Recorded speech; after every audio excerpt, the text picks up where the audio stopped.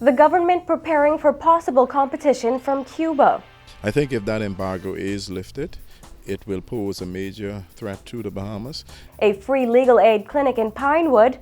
The Bahamas opens the Caribbean's first beach soccer facility. Bahamas has always been known as a country of firsts. Plus, an elderly woman gets a new home just in time for the holidays. I'm Nikia DeVoe, and this is NB12 Weekend.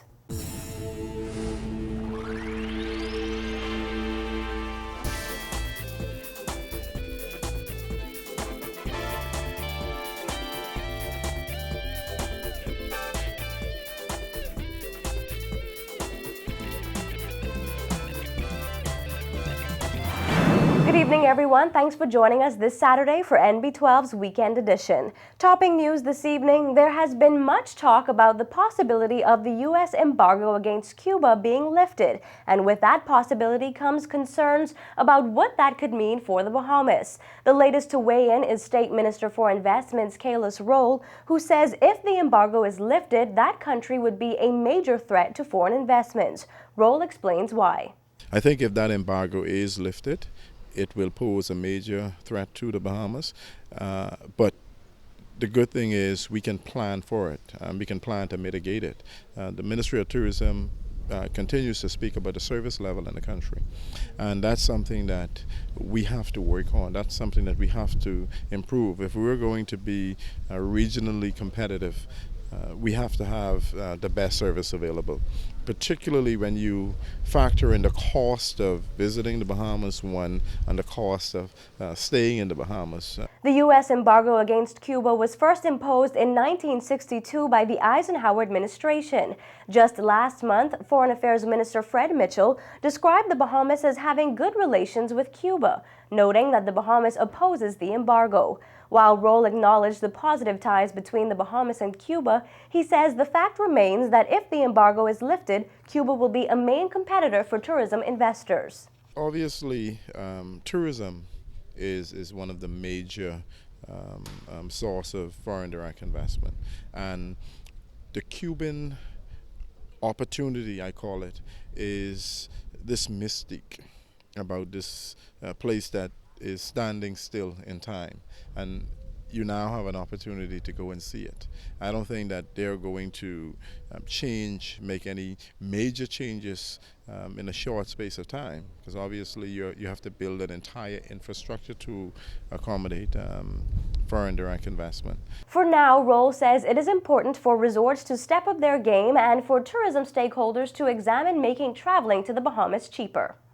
Doing the things right, I'm talking about the service level, ensuring that we reduce the cost of doing business, we reduce the cost of vacation, and we ensure that our investing regime is modern and accommodates all of the investor needs. NB12 caught up with the minister just before he addressed a crowd of Pinewood Gardens residents at a legal clinic held at Cleveland India's primary school. Pinewood Gardens residents were given the opportunity to discuss legal issues free of charge. Event organizer Gia Wright says they chose particular topics they felt were important to area residents. Topics up for discussion included expunging criminal records, deciphering wills, and obtaining parental rights. Are not aware of the changes in the law, nor do they know how to go about getting the best benefit of having this information. And so we're happy to help, and we look forward to a good turnout and to speaking with everybody one-on-one at the end of the day. The legal clinic is the first of its kind to be held in the Pinewood Gardens constituency. Rolle says it gives his constituents an opportunity to get vital advice without the high cost usually associated with such services. Today's event started at noon and ended at 4. Rolle says there are plans to host additional clinics in the upcoming months. Well, this is the first to be hosted under the Member of Parliament, Mr. Kaylis Rolle. We have been affiliated with other legal clinics in the past, but this is the first under his organization. Now on to news from the crime beat. 3 men ages 18, 19, and 46 are in police custody tonight after they were allegedly found with a bulletproof vest, a quantity of marijuana, and a ski mask. Police say Drug Enforcement Unit officers discovered the items in a Blueberry Hill home. In a separate incident, police say officers confiscated an imitation firearm, jewelry, cell phones, and ski masks from several men they say robbed a Western New Providence home around 2:15 this morning. Officers of the Central Division arrested the group in a white Honda fitting the description of the suspect's vehicle a short time later at Potterski Dock, recovering the items after conducting a search of the vehicle. In other news, the first beach soccer facility in the Caribbean opened today, and it's right here in the Bahamas. The first match held there this afternoon was an exciting one between the Bahamas and Jamaica. The sports minister says the Bahamas is setting the pace for the region and explains how the new facility could bring much-needed revenue to the country. You'll see some good things. So on behalf of the Prime Minister, the Deputy Prime Minister, the people of the Commonwealth of the Bahamas, we join with you in congratulating and announce this facility at this great time in Bahamian history, officially and wonderfully open. Youth, Sports and Culture Minister Dr. Danny Johnson told the PAC Stadium today that now that the Bahamas had set the mark in the relatively new sport, the country will also dominate beach soccer in the region. Johnson added that the stadium will benefit the Bahamas in many ways in the future. Adding to that was Caribbean Football Union President Gordon Derrick, who said the stadium will not only benefit the country's athletes, but will also attract even more visitors to the Bahamas. Given that the country's main economic driver is tourism, and the fact that beaches are one of your selling points, I think this is a no-brainer. And I think that this facility will only augur well for the future development of sports tourism, guided by the Bahamian FA, as you try to bring the tourists here to enjoy not only the hospitality, but also to have wonderful recreation here at this wonderful facility.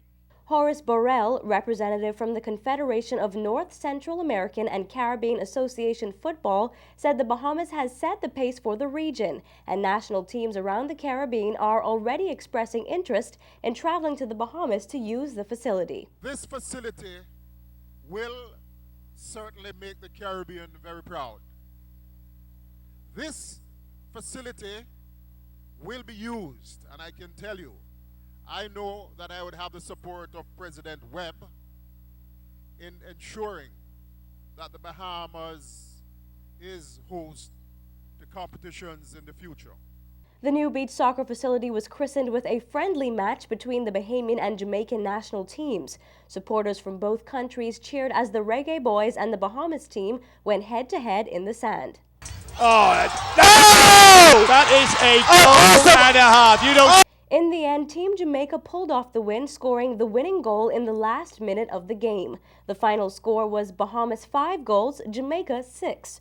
Officials from the Bahamas Football Association say the event was a success, and they're looking forward to hosting many more international teams at the stadium.